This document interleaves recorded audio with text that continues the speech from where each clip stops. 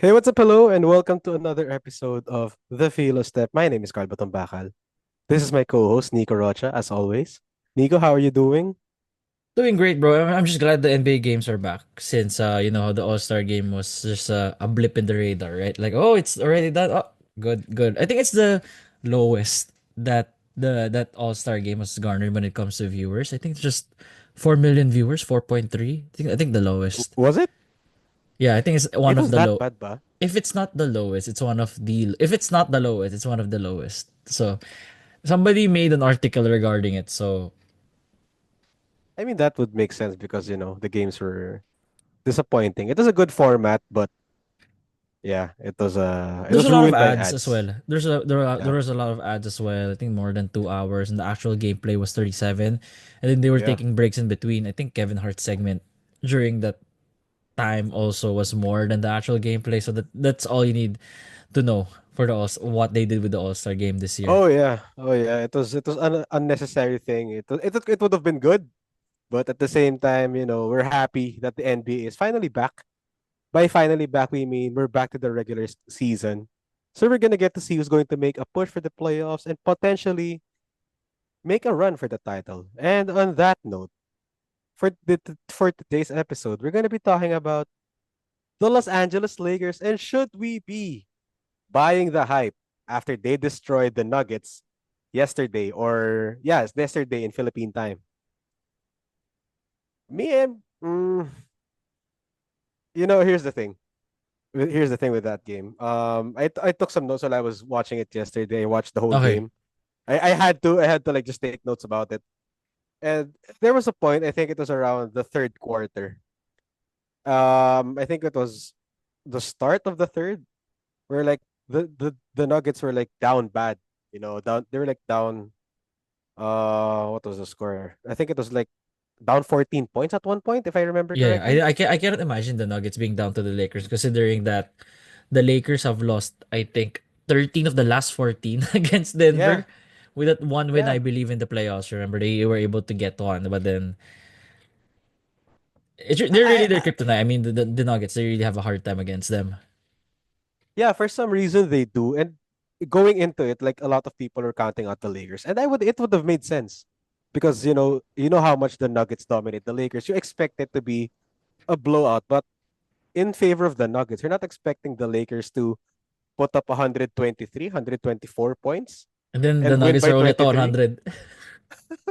It's insane. It was an insane game, dude. Like at one point in the third, like the Nuggets were like down, right? So they were chasing the Lakers.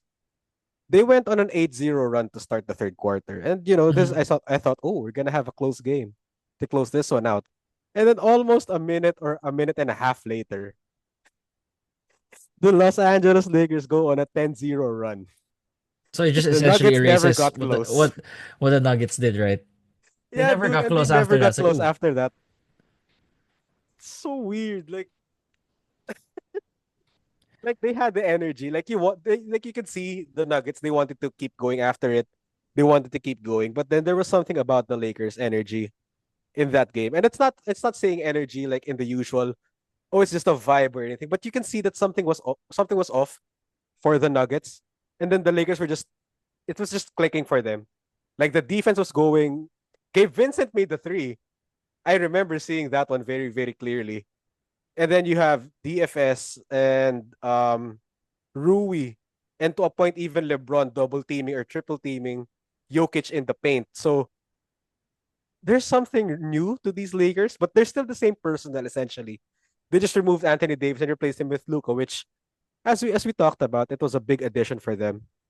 But already they're this good. Like it's just a week and a half since the trade, or 2 weeks. Yeah, and you would think that without your best defensive player, you think that the Nuggets would feast on that one, right? Now that they don't have Anthony Davis, Jokic would maybe have those insane 50-point triple doubles, but no, it's the complete opposite, and the Lakers just demolished the Nuggets. I wouldn't think I would say that in a post Anthony Davis trade. And another thing here, Carl, is I think this is the one of the first times that they were putting the ball more on Luka's hands because this is where he's at his best when he has the ball in his hands. And LeBron can be an off-ball threat because that's where Luka will really make his stamp on the game if you give him the ball, and then everybody will just adjust. I mean, I'm sorry, Austin Reeves, because he also needs the ball, right? Because he's been effective this year. It's a legit story. It's not like we're diminishing the star power of Austin Reeves, but I'm just saying that he has to take a step back in order for the Lakers' biggest investment to shine, which is for the betterment of the NBA and the market overall, and just how Luka is as a player. Yeah, and like on the Austin Reeves point, everyone's making a point about Austin Reeves taking a step back. Like he has to be he has to regress, quote unquote, to being in an off-ball threat, which in this game he was. Because dude, look at it. Austin Reeves dropped 23 points, 4 rebounds, and 7 assists on 7 of 13 from the field and 4 of 7 from three. The dude did not need the ball in his hands. He got He seven was just assists. making catch and shoot opportunities. It just the assists were more of swing passes actually. And the thing is, it was working. When earlier in the season it wasn't because the Lakers offense was stagnating. Is that the right word to say for the Yeah, it Lakers was early in in a the way season? capped. It was getting capped already. So yeah, like I get your point on Luca being the perfect addition to these Lakers. And I think you saw that highlight also of him with LeBron, like on the fast break alley oop. Oh yeah, that was really great. And I think it always start. It's at the start of the game, right? Yes, it's a different energy to the Lakers, and it's nice seeing Gabe Vincent get his shine, even though he got slandered so much in the first few games, which made sense also. And then you have Rui Hachimura going on a scoring spree of 21, no boards, 4 assists, 4 of 9 from three. Rui Hachimura, the guy people said who can't make a three to save his life. But he's actually Four been of nine. consistent this season, right? He already has found this role. He already knows how to operate around LeBron James, which is a rare thing to say considering there are a lot of players that are not capable of playing alongside a player like LeBron. It's really hard to, I won't say like diminish your game, but it's more how to fit in your game with a LeBron James, because he's one of the very few that I saw that actually just meshed for a role player. Because if it's a superstar, yeah, of course it's gonna mesh with LeBron. But for role players, it's usually a hit or miss. I'm just glad Roy is hitting it. Austin Reeves has steadily gotten better, so that's why the Lakers are still a center away. I still believe they're still a center away from actually being a favorite. But if they make the finals, just a bit of surprise, but you would understand since technically have two superstars in the lineup, but I think the stars have to align in order for them to make it to the finals. But if they do make it, I won't be as shocked. Like, oh, okay, yeah, yeah, I get it. Because considering that they have a great complementary star in Austin Reeves as a uh third player to have, who can actually really contribute. He's actually doing really well. Yeah, and actually, if you think about it, like what you just pointed out, it's just really the center position that's being a problem for the Lakers right now. The addition of Alex Len was supposed to shake things up, like a lot of Laker fans thought. But as a Forever Suns fan, I knew it was a terrible idea because he just didn't fit that offense and that defense for the Lakers. But he can move. He is mobile. But at the same time, you don't expect him to be the type of center to bring it to the finals. You need a more um I would say a Hartenstein type of center for the Lakers, just someone to get the boards and just push the pace. Jackson Hayes could have been that, but he just doesn't have the IQ, I would say, to fit in with the Lakers. And then you also have Jared Vanderbilt and Dorian Finney-Smith, they've been how do I say it? They've been delegating or just sharing the center role. So there's no clear cut number one on center. It's just Jackson Hayes starts just for the hell of it for now. I'm expecting that they will address it in the off season, but at the same time, right now, He's been all right. He's uh, been all right as a he's spot been center. for the most part, yeah, he has been. Like you're not expecting him to go 20 and 10 like or a DeAndre Ayton type situation where you want him to go 15-12, 15-10. You just want to get him to 10 at the very most. Like actually. 10 boards would have been enough for Jackson Hayes. Just do that. Get a couple of blocks. Don't turn the ball over. You're fine. That's supposed to be his role. But for them to make a deep playoff run, like what you mentioned, it's going to take a lot of luck for the Lakers to make it to the finals, conference finals at first. Because there's going to be the Nuggets at third. Then you have Sengun, and then you have Chet. Those are your top three because there's that's the 1, 2, 3 in the West. That's how So Jared Vanderbilt gets more valuable as no, I mean I'm just saying that there's gonna be he's gonna be relied upon more. I mean oh that's the yeah. role of Vando.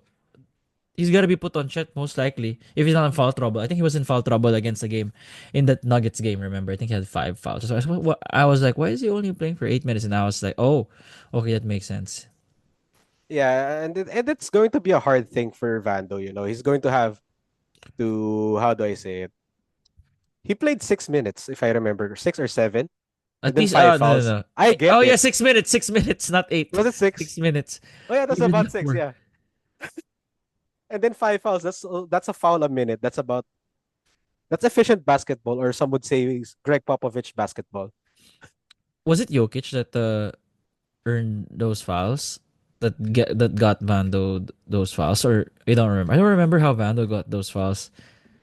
I think the thing with Vando is not because of the Jokic situation, because Jokic didn't shoot the ball much this game. He only shot 7 times. He barely made it to the free throw line, if I remember correctly. I think he only made it um 5 trips, I think, 5 or 4. Mm-mm. I think the thing with Vando, his thing is he's a defensive player. He's really good at it. But there are times when you can catch him out of position when he's too excited to get the Oh block yeah, or to get the steal. And then that's when opponents like Jamal Murray, Michael Porter Jr., and even to an extent Aaron Gordon, they would try to take advantage of that situation. So Vando's good. It's just he has to rein it back a bit, you know? yeah. That's the thing with Vando, but yeah, I mean this is the squad that the Lakers are gonna ride with. I mean, there's Alex Len. He played for 3 minutes.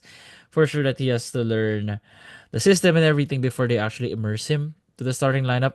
Since uh, Jackson Hayes is a better target for Luka more than Alex Len, considering that he's the more athletic one. Alex Len isn't really above the rim type of player, but Luke. That's why remember Luka needs guys like Lively, Daniel Gafford in the court in order to make those lobs more effective. Because Alex Len is more of a back to the basket type of player, right?